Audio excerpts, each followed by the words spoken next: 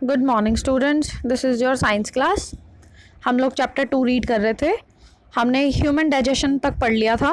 अब next topic की बात आती है digestion in grass eating animals. अब ग्रास ईटिंग एनिमल्स में डाइजेशन देखेंगे हम कैसे कैसे होता है। Have you observed cow, buffaloes and other grass eating animals chewing continuously even when they are not eating grass. हमने देखा है जो गाय भैंस वगैरह होती हैं वो जब उनके माउथ में कुछ नहीं भी होता, जब वो कुछ नहीं भी खा रही होती, फिर भी उनका मुंह चल रहा होता है, कुछ ना कुछ चबा रहे होते हैं वो। तो ये क्यों होता है, ये कैसे होता है?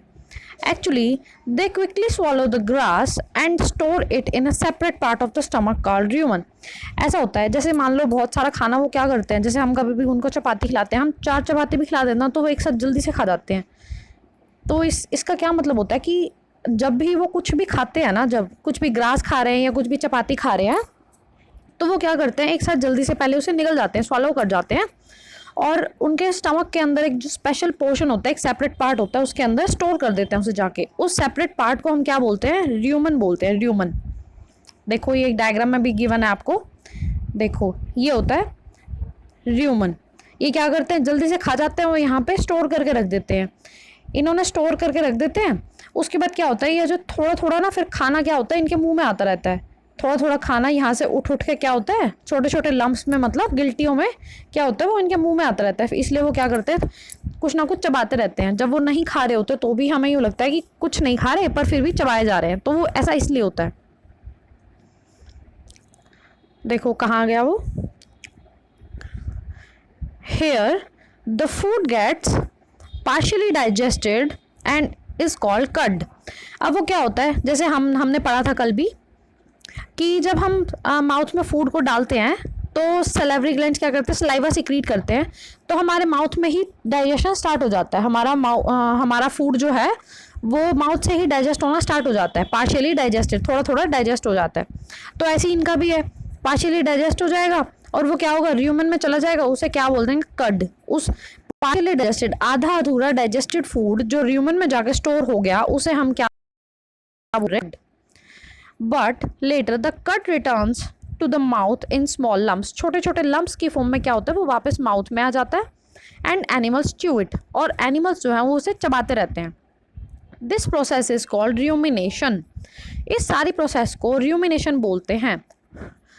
And these animals are called ruminants. इस प्रोसेस को र्यूमिनेशन बोला जाता है, और इन एनिमल्स को क्या बोल देंगे हम, र्यूमिनेंट्स बोल देंगे। देखो एक बार फिर से मैं समझा देती हूँ। एनिमल्स हैं जो, वो क्या करते हैं, बहुत सारा फूड एक साथ खा लेते हैं, उससे क्या होता है फिर वो र्यूमन में जाके स्टोर कर देते हैं। वो पार्शियली डाइजेस्टेड है, आधा सा डाइजेस्ट हो गया है। अब वो क्या आ गया, आधा जो डाइजेस्टेड फूड है वो छोटे छोटे लम्प्स की फॉर्म में फिर से वापस माउथ में आ जाता है, और वो क्या करते हैं, उन्हें च्यू करते रहते हैं। उस पार्शियली डाइजेस्टेड फूड को क्या बोलते थे हम, कड बोलते हैं, और इस पूरी प्रोसेस को हम क्या बोलते हैं, र्यूमिनेशन। और इन एनिमल्स का क्या नाम हो जाएगा फिर, र्यूमिनेंट्स, क्योंकि इनमें र्यूमिनेशन की प्रोसेस हो रही है। The grass is rich in cellulose, a type of carbohydrate. जो ग्रास है उनके अंदर सेल्यूलोज होता है। अब सेल्यूलोज क्या होता है, ये कार्बोहाइड्रेट का पार्ट है, एक तरह का कार्बोहाइड्रेट है। जो हम न्यूट्रिएंट्स पढ़ते थे, न्यूट्रिएंट्स में कौन कौन से थे, कार्बोहाइड्रेट, फैट, प्रोटीन, ये सब थे ना। तो सेल्यूलोज भी एक तरह का कार्बोहाइड्रेट होता है। Many animals include humans can not digest cellulose. हम जो हैं ह्यूमन्स हैं, या फिर और भी कुछ एनिमल्स ऐसे हैं जो सेल्यूलोज को डाइजेस्ट नहीं कर सकते, पर ये वाले एनिमल जो र्यूमिनेंट्स होते हैं वो सेल्यूलोज को डाइजेस्ट कर सकते हैं। Ruminants have a large sac like structure between the small intestine and large intestine. The cellulose of the food is digested here by the action of certain bacteria which are not present in human। अब देखो उस बात का answer आ गया कि हम लोग उसको क्यों नहीं डाइजेस्ट कर सकते। हम लोग जो सेल्यूलोज को, हम लोग ह्यूमंस जो हैं वो सेल्यूलोज को डाइजेस्ट क्यों नहीं कर सकते, क्योंकि देखो यहाँ से शुरू हो रहा है। Ruminants have a large sac like structure between small and large intestine. जो र्यूमिनेंट्स हैं उनकी स्मॉल और लार्ज इंटेस्टाइन के बीच में एक छोटा सा स्ट्रक्चर होता है, ये इस पोर्शन की बात हो रही है। ये एक थैली टाइप होता है कुछ, तो ये सिर्फ एनिमल्स में ही प्रेजेंट होता है। इसके अंदर क्या होता है, कुछ बैक्टीरिया प्रेजेंट होते हैं।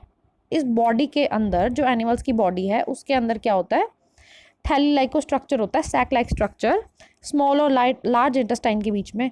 उसके अंदर क्या होते हैं, बैक्टीरिया होते हैं। The cellulose of food is digested here by the action of certain bacteria. वो जो बैक्टीरियाज हैं वही सेल्यूलोज को डाइजेस्ट करवाते हैं। अब हमारे अंदर वो सैक लाइक स्ट्रक्चर ही नहीं है तो बैक्टीरिया भी नहीं है, तो बैक्टीरिया नहीं है तो फिर वो सेल्यूलोज को डाइजेस्ट ही नहीं कर पाएंगे। इसलिए ह्यूमंस क्या होते हैं, सेल्यूलोज को डाइजेस्ट नहीं कर सकते, सिर्फ र्यूमिनेंट्स ही कर पाएंगे। So far you have learned about animals which possesses the digestive system, but there are many other organisms which do not have mouth and a digestive system. अभी तक हम क्या पढ़ रहे थे कि कोई भी एनिमल है या ह्यूमंस है उनके अंदर डाइजेस्टिव सिस्टम होता है और वो खाना खाते हैं तो वो कैसे डाइजेस्ट हो रहा है। पर कुछ ऑर्गेनिजम्स ऐसे भी हैं जिनके अंदर माउथ ही नहीं है और डाइजेस्टिव सिस्टम भी नहीं है, उनके बारे में हम लोग कल पढ़ेंगे। अभी आप इतना ही पढ़िए, आज की रीडिंग इतनी ही है और आप पिछला जो भी मैंने करवाया है उसे रिवाइज करते रहिएगा। अब बात आती है इंपॉर्टेंट फैक्ट्स की। मैंने आपको कल 7 तक के इंपॉर्टेंट फैक्ट्स करा दिए थे। हमने कल कौन कौन से किए थे, इजेशन, एब्जॉर्प्शन, एसिमिलेशन, ये सब कर लिए थे हमने और इजेशन भी कर लिया था। अब बात आती है एमिनो एसिड। एमिनो एसिड आपने एक वर्ड पढ़ा होगा जब हम डाइजेशन में पढ़ रहे थे स्मॉल इंटेस्टाइन में, तब हमने देखा था कि प्रोटीन किस में टूट जाता है, स्मॉल इंटेस्टाइन में जाके एमिनो एसिड में टूट जाता है। तो एमिनो एसिड होते क्या है, amino acid are the smallest unit which combine to form complex molecule like protein. मतलब कि अगर हम छोटे छोटे एमिनो एसिड को जोड़ दें तो क्या बनेगा, प्रोटीन बन जाएगा। या फिर हम इस तरह भी कह सकते हैं कि जब हमने पढ़ा था कि स्मॉल इंटेस्टाइन के अंदर जब प्रोटीन टूटा था तो वो क्या बन गया था, एमिनो एसिड बन गया था। तो वो एक ही बात है, जब प्रोटीन टूटते हैं तो एमिनो एसिड बनता है, या फिर एमिनो एसिड्स को जोड़ दें तो वो कॉम्प्लेक्स मॉलिक्यूल बना देगा प्रोटीन की तरह। एक ही बात है, किसी भी तरह से हम इसे ले सकते हैं। ये हो गया। एक और पढ़ते हैं liver. Liver is a reddish brown gland situated in the upper part of the abdomen on the right side. ये हमने पढ़ा था जब हमने डाइजेस्टिव सिस्टम वाला डायग्राम देखा था कि लिवर क्या होता है, कहाँ पे होता है। ये मैंने आपको बताया था एब्डोमेन के राइट साइड में अपर पोर्शन में होता है और ये largest gland in the body, ये सबसे बड़ा ऑर्गन होता है, ग्लैंड होता है बॉडी का। हमारे लिवर की बात हो रही है ये, ठीक है। आपको ये मैंने 2 इंपॉर्टेंट फैक्ट्स बता दिए हैं, 7 तक आपने कल कर लिए थे। अब आपका आज होमवर्क है 1 to 10 आपने इंपॉर्टेंट फैक्ट्स लर्न करने हैं। और अब एक्सरसाइज के क्वेश्चन देख लेते हैं हम लोग। देखो फर्स्ट क्वेश्चन है fill in the blanks. A part है इसका, the main steps of digestion in humans. हमने ह्यूमंस में डाइजेशन देखा था, हमने क्या क्या देखा था। सबसे पहले क्या आता था, इजेशन। इजेशन मतलब जब हमने माउथ में फूड डाला, ठीक है। उसके बाद क्या आता था, डाइजेशन। अब डाइजेशन सेकंड पे क्यों आया, क्योंकि मैंने आपको बताया था कि हमारा जो डाइजेशन है वो माउथ से ही स्टार्ट हो जाता है। सलाइवा के एक्शन से ही हमारा डाइजेशन माउथ से ही स्टार्ट हो जाता है। तो इजेशन के बाद आगे क्या, डाइजेशन। उसके बाद क्या आएगा, एब्जॉर्प्शन।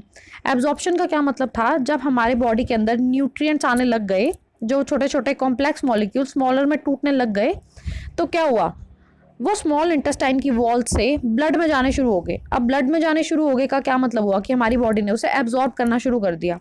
तो थर्ड स्टेप क्या हो गया, एब्जॉर्प्शन। नेक्स्ट था एसिमिलेशन। अब ब्लड में चले गए, मैंने आपको बताया था जो ब्लड है वो पूरी बॉडी में सर्कुलेट होता है।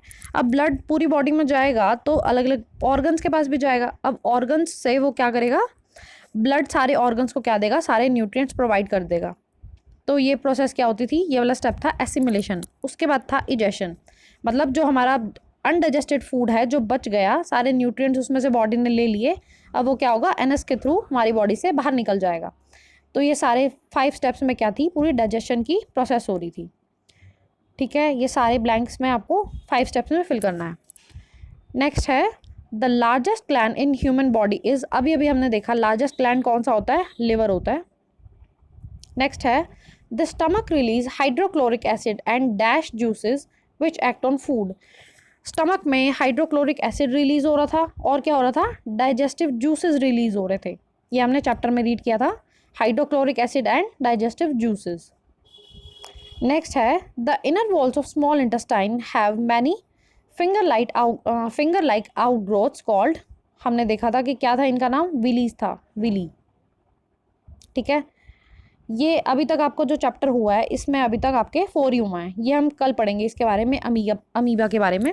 अभी आपका होमवर्क यही है, आपको 1 to 10 इंपॉर्टेंट फैक्ट्स लर्न करने हैं और फर्स्ट क्वेश्चन के ये 4 पार्ट्स लर्न करने हैं। आप इन्हें फिल कर लेना अपनी बुक में, ये मैंने इसके आंसर्स भी अलग से दे दिए हैं। ओके, आज इतना ही करते हैं, बाकी नेक्स्ट क्लास में करेंगे।